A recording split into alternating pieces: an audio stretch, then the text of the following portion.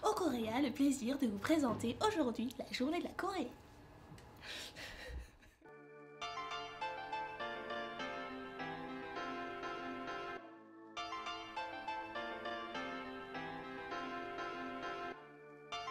여러분, 안녕하세요.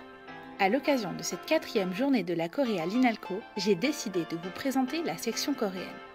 Saviez-vous que la section coréenne est la 5e plus grosse langue de l'INALCO? Placée entre le département russe et la section turque, elle compte pour l'année 2014-2015 presque 600 étudiants. Tenant à en savoir plus sur les principaux acteurs de la section coréenne actuelle, je suis allée à leur rencontre. Entre étudiants et professeurs, découvrons ensemble qui ils sont.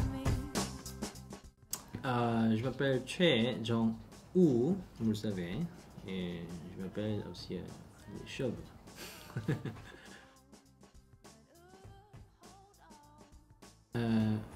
En fait, c'était il y a 2 ans. J'étais en train de chercher un autre travail parce que à ce temps-là, j'étais très déçu par exemple, de mes travaux, par exemple la critique littéraire, mais aussi la composition de la musique pour le théâtre et la danse. Je pense que j'étais déçu de l'atmosphère, du système pour fabriquer par exemple la musique comme une machine pour le théâtre ou pour la danse. Et j'étais aussi au-dessus du système, de la littérature, en Corée du Sud. Alors, à ce temps-là, j'étais en train de chercher un autre travail. Alors, Patrick Maurice, M. Maurice, je lui ai envoyé plusieurs mails pour mes amis. Par exemple, à New York, à Berlin, Patrick est à Paris. Alors, il m'a répondu.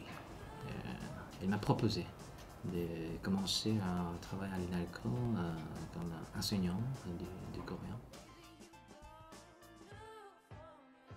Je propose toujours à chaque semestre à mes étudiants, à mes élèves, de lire des livres de Jacques Rancière.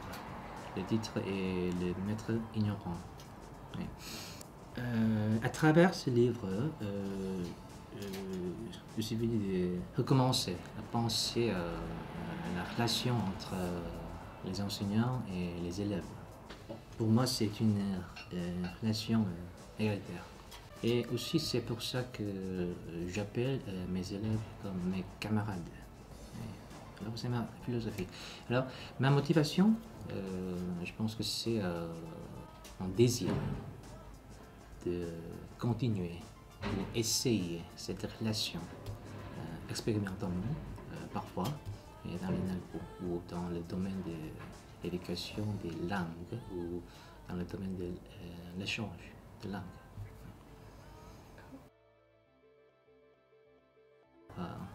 Bon courage, fighting. 네, 안녕하세요. 저는 김희경입니다. 모든 사람들이 저를 아시카라고 하죠. 제 친구 중에 아시카를 홍콩이라고 생각하는 애들도 있더라고요. 그래서 희경의 희자가 프랑스 사람들에게는 아주 힘들어요. Je sais que la prononciation ri, la syllabe de mon prénom, hi, parce qu'il y avait une H aspirée. Ensuite, la 12e syllabe kyang, parce qu'il y a K-Y. Donc vraiment, beaucoup de Français ont du mal de prononcer kyang. Du coup, j'entends parfois king kong aussi. Et voilà. Mais bon, quand même, je préfère, j'aimerais bien entendre quelqu'un qui m'appelle Hee-kyung 선생님 au lieu de Kim, Madame Kim. Vous savez, en Corée, on n'appelle pas professeur Madame Kim. Kim 선생님. Mais entre Kim 선생님, c'est plutôt entre les collègues, d'accord? Plutôt les apprenants, les étudiants, lorsqu'ils appellent, c'est ça, ils appellent leur professeur, plutôt 선생님, et soit 김희경 선생님, et voilà, comme ça. J'ai fait la licence de littérature linguistique française en Corée. Ensuite, j'ai fait la maîtrise en sciences de l'éducation en français parce que j'aimerais bien enseigner le français. Et ce que j'ai rencontré là-bas, que si je continue à faire mes études en Corée pour le but de l'enseignement du français, ça va pas être suffisant. C'est pour ça que j'ai décidé de partir pour suivre mes études en France. Donc j'ai fait le master de FLO, parce que j'ai refait le master de FLO à Strasbourg. Et après, je me suis inscrite en doctorat à Grenoble, l'université de Stendhal. Et là, j'ai étudié la didactique de français langue étrangère et aussi les TIS, parce que j'ai vu un peu l'efficacité de l'utilisation des supports technologiques dans l'enseignement et l'apprentissage de langue étrangère. Mes études portent sur la didactique de FLO avec les TIS. Et mon intérêt, c'est plutôt, mon public à étudier était plus les Coréens qui apprennent le français en Corée. Mais comme j'avais une chance d'enseigner le français, le coréen en France, on peut dire que c'est plus tout à fait à l'inverse par rapport à mes études. C'était vraiment très intéressant, c'est pour ça, ça m'a motivée, on peut dire, d'enseigner, aussi d'étudier pourquoi, comment on pourrait, comment on dit, amener les étudiants à s'exprimer plus librement et soit un peu plus se détendre, mettre à l'aise pendant le cours pour plus profiter de ce moment pour pratiquer la langue qu'ils apprennent en fait. Voilà. J'aimerais bien vraiment, si possible, j'aimerais bien vraiment mettre en place un dispositif d'apprentissage nomade. Le sens nomade, c'est vraiment c'est n'importe où, n'importe quand on apprend. Pourquoi on apprend la langue? Le but, c'est de communiquer. Si on ne communique pas en langue, c'est une langue morte. Alors, inspiré? Après cette rapide entrevue avec nos professeurs, que diriez-vous de rendre visite à nos camarades étudiants? Allons-y, je crois qu'ils nous attendent. Auparavant, en fait, j'ai fait une prépa type HEC et je faisais du chinois et aussi du japonais pendant un moment. Et j'avais un certain intérêt pour le cinéma sud-coréen, en fait, grâce au festival de Cannes, etc. Et étant donné que ce qui me plaisait, je savais très bien que la prépa, c'était pas fait pour moi. J'ai décidé de changer de secteur et je me suis dit pourquoi pas étudier quelque chose qui me plaît, donc le coréen. Alors, je m'intéressais beaucoup aux langues. Du coup, je voulais faire une langue asiatique. Et je me suis dit, pourquoi pas le coréen? Et ben, il y a quelques années, enfin quand j'étais en 3e, après j'ai commencé à m'intéresser à la culture coréenne. Et puis, quand c'est arrivé le temps pour choisir ce qu'on allait faire plus tard, je savais pas trop. Et finalement, je suis restée dans le domaine coréen qui m'intéressait beaucoup. Alors, au début, pendant mon lycée, j'ai fait une préparation aux grandes écoles avec des cursus choisis comme HEC, Sciences Po et autres. Et en fait, je passais une partie des après-midi de la semaine en préparation à Sciences Po et en fait, en allant sur le terrain, ça m'a fortement déplu. Donc, j'ai décidé de me tourner vers ma vraie passion et donc le coréen et à l'époque aussi le japonais. Et donc, du retour de mon voyage en Corée au Japon, j'ai décidé d'attaquer les études de japonais et de coréen. Je veux continuer, mais pas ici. Genre directement là-bas. Là, je finis ma licence en France et après, j'espère faire mon master en Corée. Bah oui, pourquoi pas. Enfin, avant d'avoir fait du coréen, j'ai fait du commerce international. Et le coréen, bah, en fait, c'était pour moi un plus par rapport à ma formation. Enfin, pour d'autres étudiants qui ont fait comme moi du commerce international mais qui ne parlent pas coréen, bah, je me démarque un peu d'eux et puis bah, soit je continuerai soit vers le commerce international ou vers le coréen, je sais pas encore. Malencontreusement non, mais ça c'est un choix personnel en fait. J'ai trouvé de l'intérêt pour quelque chose finalement et donc je prévois de me réorienter, mais c'est quelque chose qui tient quand même à cœur. Je compte me réorienter et je compte arrêter le coréen à l'INALCO mais continuer à l'apprendre toute seule.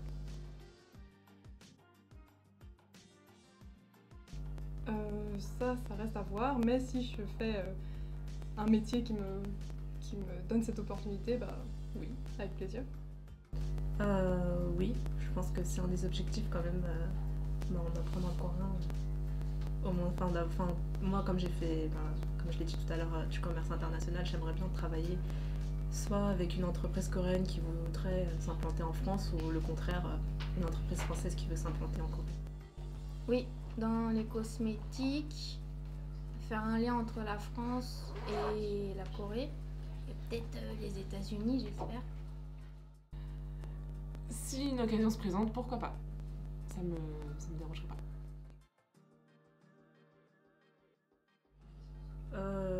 Vivre, je sais pas trop, mais pourquoi pas voyager entre la France et la Corée? Ça me dérangerait pas, je me sens bien en Corée. Après, je vais où la vie me porte. Je pense que si j'allais vivre là-bas, ce serait pour une durée limitée et pas à vie. Voilà. En sport. Alors, pendant 4 ans à peu près, j'ai pris des cours de danse traditionnelle coréenne, mais j'ai arrêté cette année.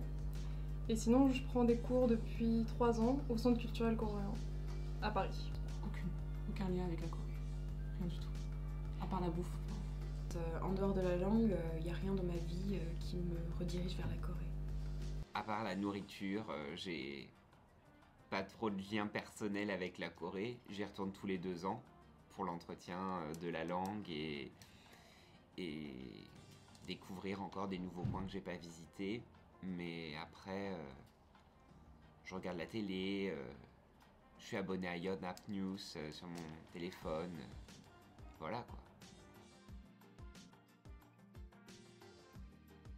J'ai décidé de représenter les étudiants en coréen à l'INALCO car je sentais bien que le vide devait être comblé et comme dans toute bonne société influencée par la Chine, la société a horreur du vide, tout doit être à sa place et tout doit être correctement nommé.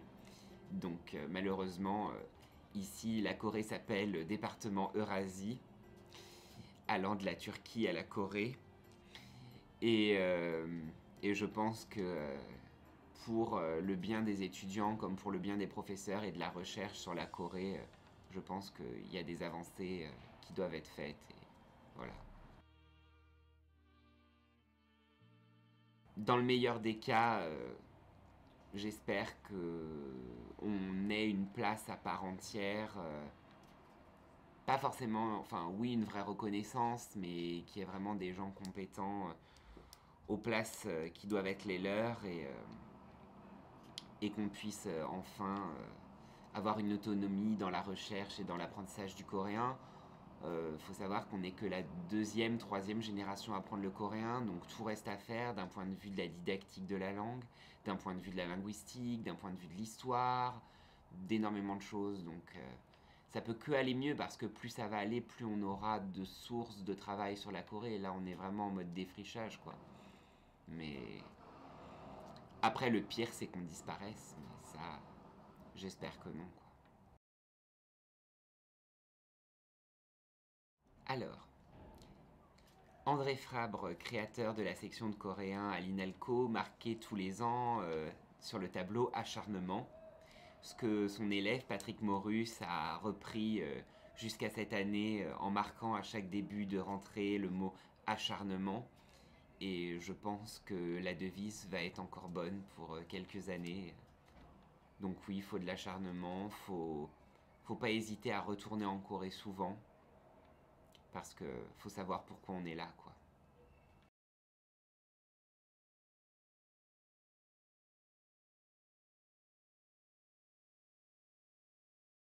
Moi, c'est une question difficile. Peut-être je vais me marier avec une Française. Peut-être. Moi, je rigole. Franchement, j'ai un rêve de travailler au musée du Louvre ou au musée français. C'est comme ça. Du coup, pour apprendre l'histoire de l'art en France, je apprends la langue française. Quand j'étais lycéenne, je ne sais que bonjour. Pour moi, l'image de la France, c'est philosophe et chanson et la Tour Eiffel, mais c'est tout. quand j'ai choisi ma spécialité, comme l'éducation, l'enseignement du français, j'ai voulu découvrir la culture française. Parce que en ce moment-là, j'étais intéressée par le baccalauréat en France et la philosophie.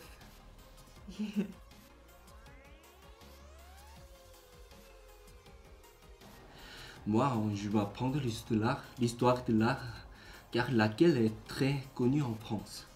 Par exemple, l'impressionnisme et le romantisme, c'est pour ça. Même si ma spécialité est la littérature française maintenant, je vais faire une étude de l'histoire de l'art un jour. Oui, je veux. Mais maintenant, je voudrais étudier, mais je n'ai pas encore choisi quel domaine je veux. Mais bien sûr, je pense que l'éducation, parce que l'éducation est pour moi le plus important. Je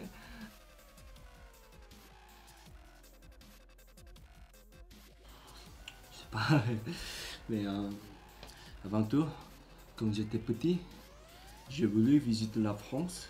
Et en plus, c'est incroyable que je sois là, toujours.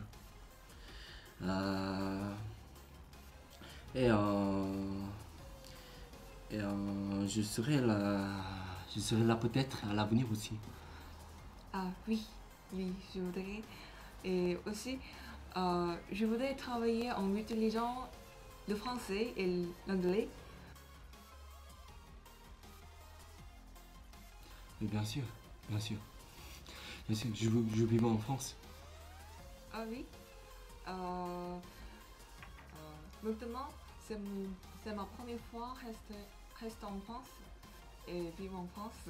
Mais je suis très très contente.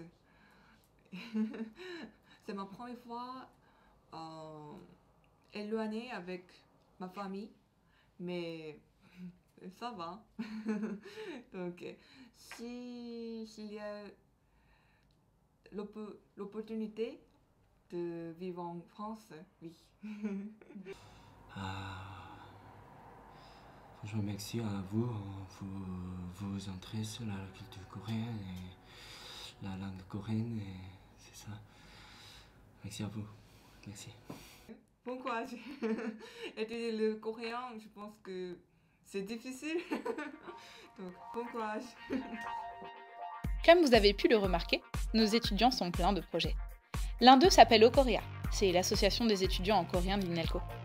Puisqu'on est lancé, allons leur rendre visite. L'association Coréa a été créée en février 2012, donc par les étudiants coréens de la licence 1 au master 2, si je me souviens bien. Donc l'association a été créée dans le but d'aider les étudiants. Donc on a bien mis en place des aides aux devoirs, des activités culturelles. Donc du coup, vraiment, on était vraiment très très peu à l'époque. On était à peine 6 ou 7, si je me... 6 ou 7. Donc on a fait la première journée de la Corée en avril 2012, donc avec le soutien du Paris Consortium, dont fait partie M. Kim Dae-yeol. Donc on avait eu assez de financement pour faire un truc vraiment important à INALCO. C'était vraiment la première journée qui se réalisait à INALCO. Donc on a fait vraiment un grand boom. Donc cette année on a quasiment changé de ligne d'action. Donc on a fait un partenariat avec le centre culturel qui est toujours présent. On a toujours gardé nos partenaires, donc Corée Voyage, EPS, Asan Airlines, qui nous aident au quotidien. On prépare des circuits avec eux. Le pôle culturel va mettre en place ses premiers échanges linguistiques, donc le Café Langue. On essaie de mettre en place aussi le site internet d'échange entre Paris et Séoul. Donc c'est un projet vraiment à grande échelle du coup. Le bureau est composé de 15 membres qui se répartissent entre les pôles culture, voyage, communication et événementiel, ainsi que la présidence. Le pôle voyage, ce sont de nombreux échanges avec nos partenaires entre Paris et Séoul, Asiana Airlines et Corée Voyage. Nous proposons des réductions sur les prix des billets d'avion pour l'été, ainsi que des packs de voyage avec le logement et les activités compris. Donc bonjour. Donc moi je m'occupe du pôle événementiel avec Adèle et Jeffrey. Donc notre but dans ce pôle c'est de pouvoir faire découvrir la culture coréenne, aux étudiants ou non étudiants en coréen, pouvoir leur apprendre sur le pays, sur le pays dans lequel ils apprennent la langue. Donc ça concerne tout ce qui est musique, cinéma, gastronomie, tout ça. Et donc nous sommes en constante recherche d'activités. D'ailleurs justement après la journée de la Corée, nous essayons d'organiser un autre partenariat avec un autre restaurant coréen qui pourrait faire des soirées karaoké dans leurs locaux. On a déjà réussi à en faire avec un restaurant, donc ça pourra être fait dès la semaine après la journée de la Corée. Okorea cherche donc à mettre en place des projets tels que la journée de la Corée, des noraebang, des cafés langues pour échanger, et plus encore. Je crois que l'on a dressé un portrait assez réaliste de la section coréenne. Des gens qui ont des projets et dont l'avenir est rempli d'espoir. Himang. Nous sommes l'avenir de relations France-Corée, et nous devons être fiers de cela et se battre pour nos conditions d'études. Mais surtout, n'oubliez pas, acharnement.